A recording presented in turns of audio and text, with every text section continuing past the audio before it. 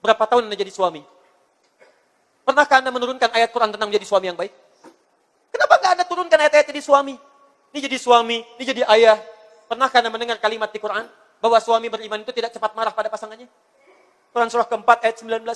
Ya ayyuhalladzina amanu, hai suami-suami merasa punya iman, la tarithun nisaa karha. Jangan wariskan watak buruk kepada istrimu setelah kamu menikah. Dan turunkan bagaimana cara Nabi memahamkan itu. Bukan berarti setiap suami punya sifat buruk, tidak. Maksudnya ada sifat-sifat yang ditafsirkan oleh hadis Nabi.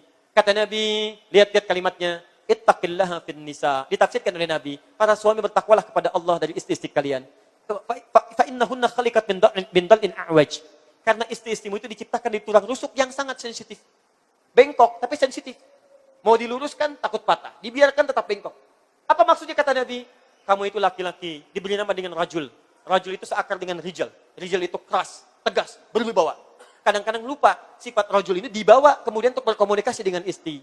Istri punya sifat dengan sifat yang lembut. Dengan kelembutan itu cepat merasakan seperti tulang rusuk yang bengkok. Kadang muncul ketegasan kita dipahami salah oleh istri kita. Bagaimana menerjemahkannya? Turun ayatnya, turun hadisnya. Diterjemahkan dalam kehidupan Nabi. Diberi contoh lewat istri-istri Nabi. Kenapa akhirnya istri Nabi diperkenankan lebih daripada 4? Berapa istri Nabi? Lebih daripada 4. Teman-teman, di antara rahasianya, maaf ya, di antara rahasianya, karena istri-istri Nabi itu seluruhnya adalah miniatur seluruh karakteristik perempuan di muka bumi. Di seluruh istri Nabi mewakili karakteristik perempuan di muka bumi. Silahkan antum cek pulang ke rumah. Antum akan temukan di antara istri antum akan ada yang mirip dengan karakteristik istri Nabi. Akan ada sebelum menikah dengan Nabi. Dari yang paling cemburuan sampai yang paling perhitungan.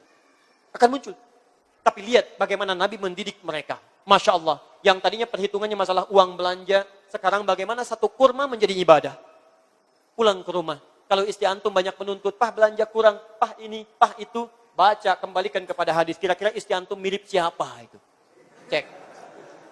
Lalu lihat bagaimana Nabi mendidik istrinya ini. Sehingga berubah jadi satu kurma, bagaimana jadi ibadah. Praktekkan dalam kehidupan rumah tangga. Besok-besok, Masya Allah. Pah, gak usah mobil, Pah. Gak usah mobil. Telunjuk kita ada sudah cukup, Pah, untuk menghentikan mobil di jalan. Sudah, Papa gak usah capek-capek lagi besok. Gak usah cari mobil, Pah. Kita tunjuk aja begini. Cukup, Papa. Dan itu membuat kita lebih tawadu dalam kehidupan. Masya Allah. Begitu turun, rendah hati, bayar. Enak. Cek, pulang ke rumah. Mungkin ada di antara antum yang istrinya mirip, misalnya maaf, Sayyidah Aisyah. Ada yang mirip misalnya Saudah binti Zam'ah radhiyallahu ta'ala anha. Ada yang mirip misalnya Ummu Habibah. Ada yang mirip Maimunah dan sebagainya. Kalau Khadijah itu agak susah. Agak susah. Khadijah itu dilukiskan di Al-Bukhari, hadis yang keempat.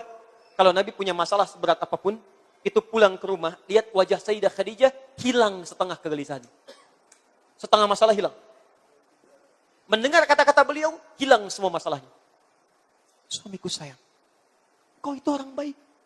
Kau tidak punya musuh. Selalu berbuat baik pada orang lain. Menyambung silaturahim. Yakinkan pada dirimu. Yakinkan pada jiwamu. Aku akan bersamamu dalam suka dan duka. Jadi begitu melihat wajah istrinya, hilang setengah kegelisahannya. Kalau mau cek, antum pulang dari kantor besok. Sedang punya masalah, pulang ke rumah. Ketok pintu, yang pertama lihat wajah istri antum. Begitu setengah dari masalah antum hilang, punya peluang jadi setengah Khadijah dalam kehidupan antum. Tapi begitu antum lihat tambah masalah misalnya, itu jadi masalah. Sebetulnya mah ya, masalah itu enggak besar-besar amat nih mah. Tapi ketika lihat mama, kenapa jadi bertambah? Misal ya, itu yang jadi persoalan. Kembalikan. Enak teman-teman, bawa ke rumah.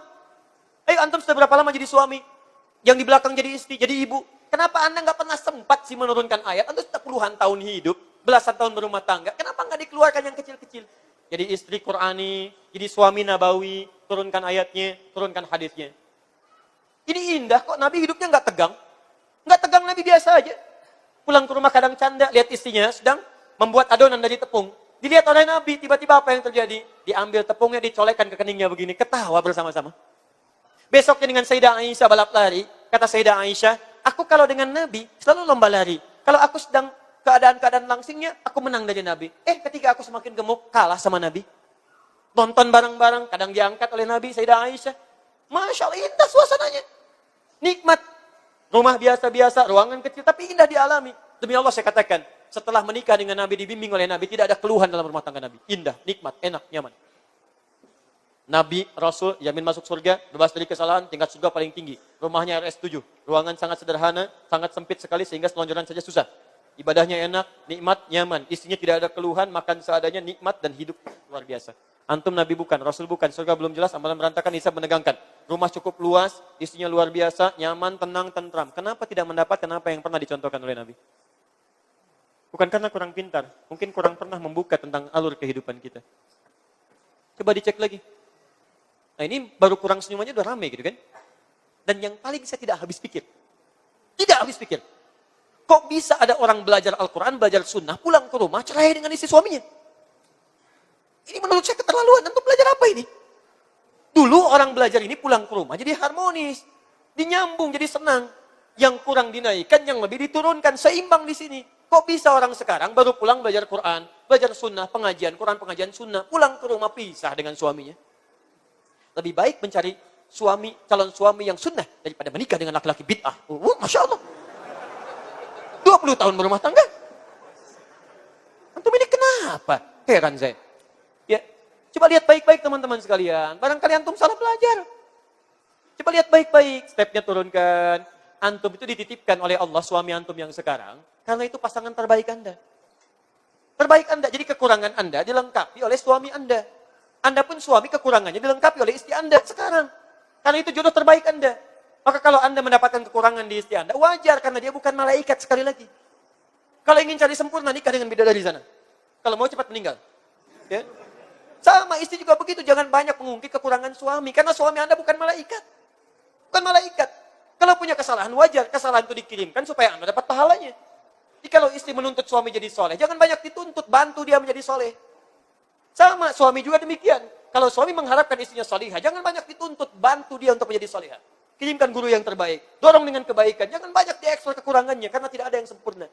Demi Allah saya katakan, kalau antum ingin mencari kesalahan, setiap hari akan ditemukan. Tapi kalau antum bersabar dengan kekurangan, setiap hari Allah akan berikan kenikmatan dalam kehidupan. Fa'in karihtumuhunna syai'an, fa'in karihtumuhunna fa'asa an taqra'u syai'an, wa yaj'alallahu fihi khairan katsiran.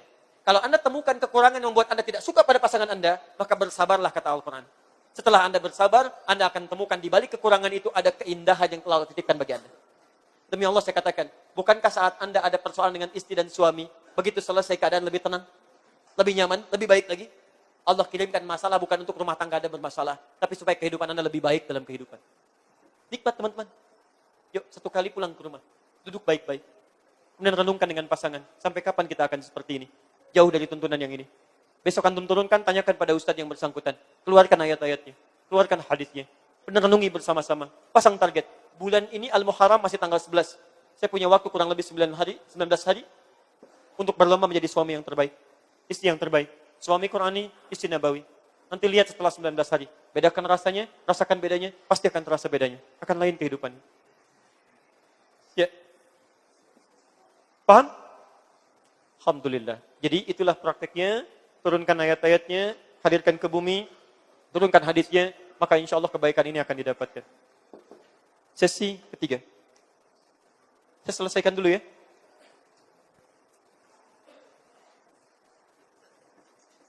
Ustaz, bagaimana mengeluarkan ayat Qur'annya, sehingga ayat itu bisa saya bawa dalam kehidupan. Sedangkan saya gak hafal ayatnya. Kan gak mungkin kemana-mana saya bawa mushaf. Masya Allah, mau ke kantor, rapat, bawa mushaf. Masya Allah, ke pasar, bawa mushaf. Ketemu teman, bawa mushaf. Kata temannya, Masya Allah, soleh amat nih. Si amat aja gak soleh. Misalnya, banyak. Bagaimana caranya? Inilah indahnya Al-Quran. Maaf, Allah tidak mungkin memberikan satu perintah dan larangan. Kecuali memberikan perangkat untuk memudahkan kita mengerjakan perintahnya dan menjauhi larangannya. Ketika Allah katakan hadirkan Quran dalam kehidupan, bawa dia. Maka Masya Allah, Allah pun turunkan manhaj untuk memudahkan Quran kita bawa dalam kehidupan.